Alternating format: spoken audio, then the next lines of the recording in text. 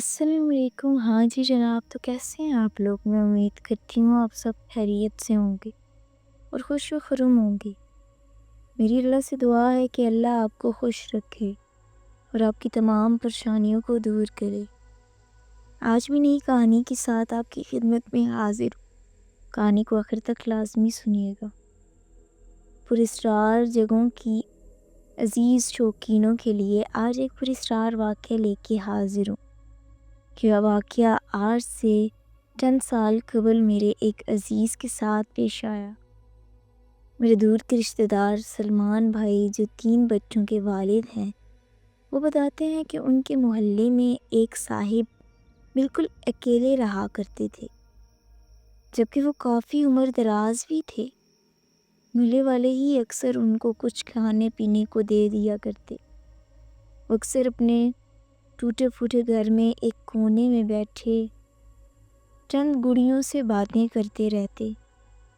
کبھی مہینوں میں کوئی بھولا بھٹکا اس کے گھر آ جاتا، شاید اس کا کوئی واقف کار، ورنہ سب یہی جانتے تھے کہ اس کے آگے پیچھے کوئی بھی نہیں ہے۔ سلمان بھائی کو وہ شخص اکثر کہتا، میں تم کو بتاؤں گا کہ کیا ہوا، مگر کبھی پوری بات نہیں سمجھا پاتا۔ ایسا لگتا کہ جیسے وہ بات کرتے کرتے بھول جاتا ہو، اور پھر منہ میں دانت نہ ہونے کی وجہ سے اس کی نکاہت بھری آواز کو سمجھنا بھی محال تھا۔ ایک دن سلمان بھائی اس کے لیے صبح کے وقت ناشتہ لے کر پہنچے تو اسے وہاں گڑیوں کے پاس گلے میں رسی باندھے پڑا ہوا پایا۔ وہ یہ منظر دیکھ کر گھبرا گئے اور جلدی سے قریب جا کر بوڑھے کو ہلایا، مگر اس کی روح پرواز کر چکی تھی۔ بہرحال افسوس کا معاملہ تھا، لہٰذا سلمان بھائی نے محلے والوں کو خبر کی اور تدفین کی تیاریاں شروع کی۔ اسی دوران کسی نے کہا، بوڑھے کی کوئی رشتہ دار تو ہوں گے، پتہ نہیں کل کلاں کوئی آ کر پوچھے تو مسئلہ ہوگا۔ اسی سوچ کے ساتھ ادھر ادھر گرد و نواح میں معلومات کی تو اس بوڑھے کی ایک منہ بولی بہن کا پتہ چلا۔ اس کو جب بتایا کہ وہ دنیا سے گزر گیا ہے تو اس نے نہایت برے انداز سے کہا کہ ہمیں اس جادوگر سے کچھ نہیں لینا دینا، وہ جادو ٹونے میں ہی پاگل ہوا ہے، دفنا دو اس کو، ہمیں نہیں دیکھنا۔ خیر پھر محلے والوں نے فوراً ہی نماز جنازہ کی تیاری کی۔ سلمان بھائی جنازے کے بالکل سامنے ہی کھڑے نماز جنازہ پڑھا رہے تھے۔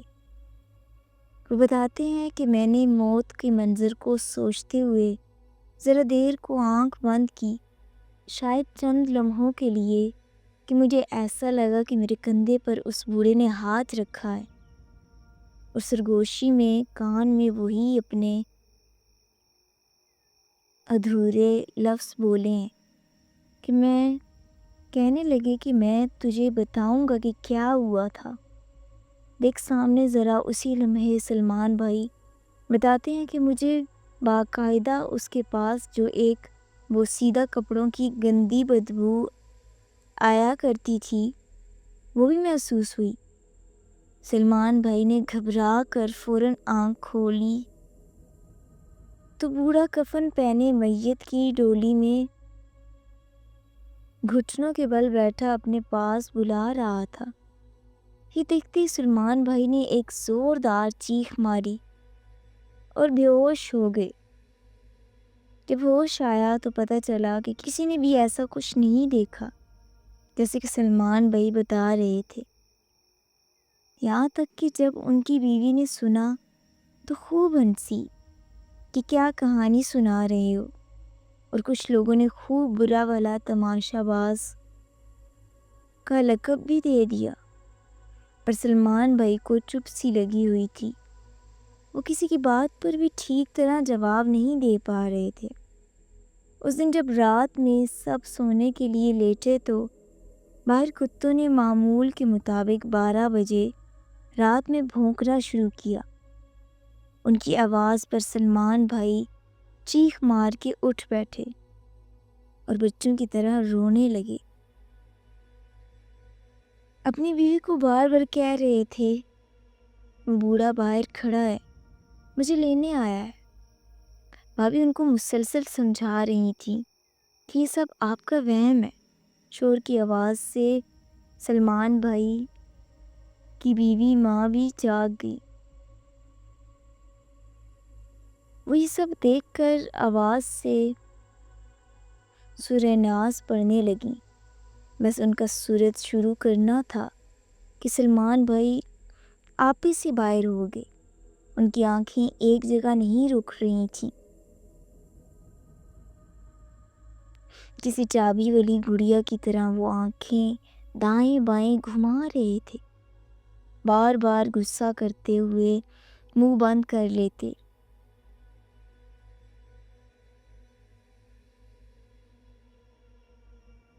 اپنا سانس روک لیتے یہاں تک کہ نیلے پڑ جاتے، پھر سانس لیتے بدلی ہوئی آواز میں اپنی ہی والدہ کو نازیبا الفاظ سے پکار کے کہتے، چپ ہو اور دفع ہو جائے یہاں سے۔ گھر کے سب افراد ان کو ایسا کرتے دیکھ کر بہت خوفزدہ تھے۔ پھر وہ رات 12 بجے آدھی رات کو بے ہوش ہو گئے۔ صبح ان کو اس بارے میں کچھ یاد نہیں تھا۔ 2 ہی دن میں ان کا رنگ پیلا پڑ چکا تھا۔ محلے میں جن لوگوں نے یہ سارا تماشا دیکھا تھا وہ حال پوچھنے آ رہے تھے، پر وہ کسی کو نہیں پہچان رہے تھے۔ بس جو آتا اس سے پوچھ رہے تھے، وہ باہر ہے کیا؟ تم نے دیکھا وہ کفن میں بیٹھا مجھے بلا رہا ہے۔ سلمان بھائی کے گھر والے ان کو ماہر نفسیات کے پاس لے گئے، پر حالت سنبھل نہیں رہی تھی۔ ڈاکٹر کی دی ہوئی نیند کی گولیوں کے باوجود بھی وہ رات 12 بجے اٹھ جاتے، عجیب آواز میں الٹی سیدھی باتیں کرتے، اور ایک رات تو حد ہی ہو گئی تھی۔ سلمان بھائی کی بیگم نے ان کو رات کی دوا کھلا کر سلا دیا۔ 12 بجے رات تک سارے گھر والے جاگ رہے تھے کہ اب وہ اٹھیں گے اور تماشا شروع ہو جائے گا۔ گھر میں بچے بڑے سب کا یہ حال تھا کہ مغرب کے بعد سے کتوں کی آواز پر ہی دل بیٹھنے لگتا۔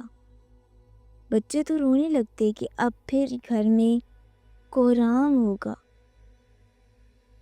حتیٰ کہ مغرب کے بعد کوئی گھر سے باہر بھی نہیں جاتا۔ بہرحال سب کافی دیر جاگتے رہے۔ 12 سے 1 بج گیا۔ سلمان بھائی نہیں جاگے تو سب نے اطمینان کیا کہ یقیناً اب آرام ہے، بیماری سنبھل گئی ہے، لہٰذا سب گھر والے مطمئن ہو کر سو گئے۔ کراچی کی بجلی کی بحران کے مطابق ان کے علاقے میں رات 2 سے 4 لائٹ جایا کرتی تھی۔ اس دن جیسے ہی لائٹ گئی تو بھابھی کی آنکھ فوراً کھل گئی۔ انہوں نے دیکھا کہ سلمان بھائی کمرے میں موجود نہیں تھے۔ انہوں نے باتھ روم دیکھا، وہاں جب نہیں پایا تو فوراً کمرے سے باہر ان کو آواز دیتی باہر آ گئی۔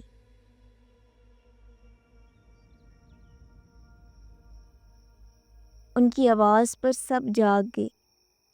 دیکھا تو گھر کا دروازہ کھلا تھا۔ بھابھی فوراً چلائیں، امی وہ کہیں چلے گئے ہیں۔ شور شرابے سے اڑوس پڑوس میں جو سلمان بھائی کی حالت جانتے تھے فوراً نکل آئے کہ نہ جانے کیا ہو گیا ہے۔ خیر برابر والے گھر کے رہائش پذیر صاحب نے کہا، بھائی وہ وہاں اس بوڑھے کے گھر تو نہیں چلے گئے؟ لہٰذا سب ان کو ڈھونڈتے ہوئے ہاتھوں میں لائٹ لیے وہاں پہنچے۔ دروازہ کھلا تھا، اندر سے رونے اور بڑبڑانے کی آوازیں آ رہی تھیں۔ بند گھر کی گندی سی بو دروازے سے ہی محسوس ہو رہی تھی۔ جیسے ہی سب اندر داخل ہوئے، سامنے سلمان بھائی بیٹھے تھے۔ سب کو دیکھ کر سلمان بھائی زور سے چلانا شروع کر دیا، مجھے جانے دو بس، اب وہ مجھے بتائے گا، وہ مجھے لینے آیا ہے۔ سلمان بھائی کی حالت دیکھ کر سب کھڑے تھے۔ وہ گلے میں رسیاں باندھے وہاں پڑی چند گڑیوں ہاتھ میں لیے نہ جانے کیوں خودکشی کی کوشش کر رہے تھے۔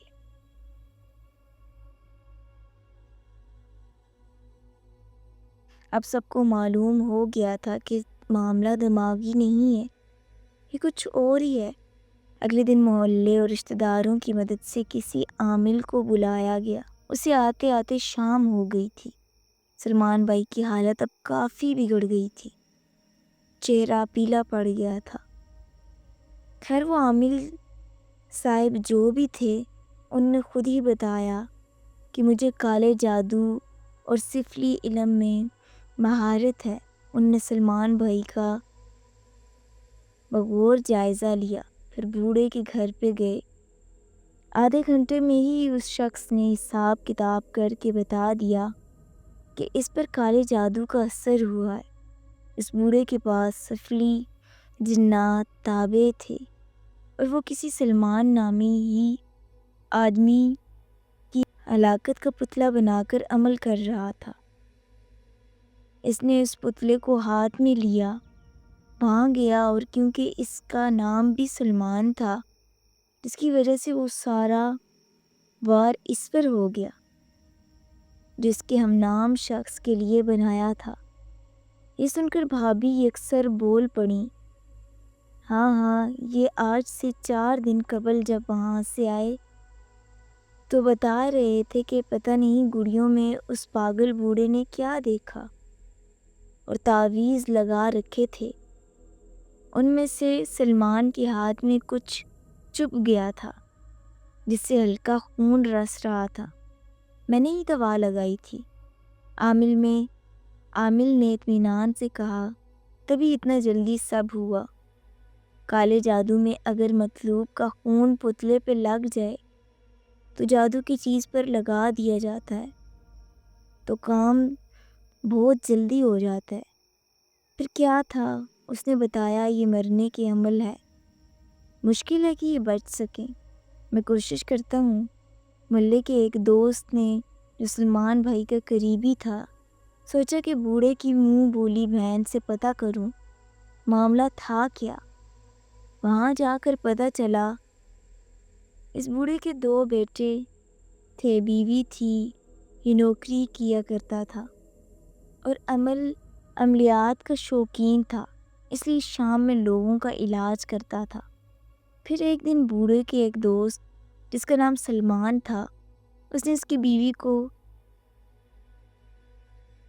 بہلا ورگلا کر محبت کے جھانسا دیا اور بچوں سمیت لے کر غائب ہو گیا۔ اس نے بہت کھوج لگائی، عملیات کا سہارا لیا تو پتہ چلا کہ وہ اس کے بچوں کو بیچ کر خود ملک سے فرار ہو چکا ہے۔ بس تب سے اس نے خود کو اس گندے گھر میں قید کر لیا، ہر وقت عمل جادو کرتا۔ سب نے بہت سمجھایا کہ صبر کرو، مگر وہ کہتا تھا کہ کالے جادو سے ہی صحیح میں سلمان کو مار کر ہی رہوں گا، اور وہ اب انہی سب کاموں میں لگا ہوا تھا۔ تبھی سب نے اس سے ملنا چھوڑ دیا تھا۔ ان باتوں کو جب عامل کو بتایا تو علاج میں کافی مدد ملی۔ تقریباً 15-20 دن سلمان بھائی نیم پاگل رہے، موت اور زندگی کے درمیان لٹکتے رہے۔ پھر اللہ نے بے قصور مظلوم بچوں کی دعا ان کے باپ کے حق میں سن لی اور ان کا باپ سلمان بہتر ہونے لگا۔ مہینہ بھر علاج اور چلا، تب جا کر وہ ٹھیک ہوئے۔ آج الحمدللہ سکون میں ہے اور سب کو یہی سمجھاتے ہیں کہ خواہ مخواہ کسی معاملے میں نہ پڑو، نہ جانے کیا مسئلہ ہو اور کیا ہو جائے، پہلے تصدیق کر لو۔ اللہ اسے شیطانی چکر سے تمام مسلمانوں کو محفوظ کرے، آمین ثم آمین۔ مزید ایسی کہانیوں کے لیے میرے چینل کو سبسکرائب کریں۔ شکریہ۔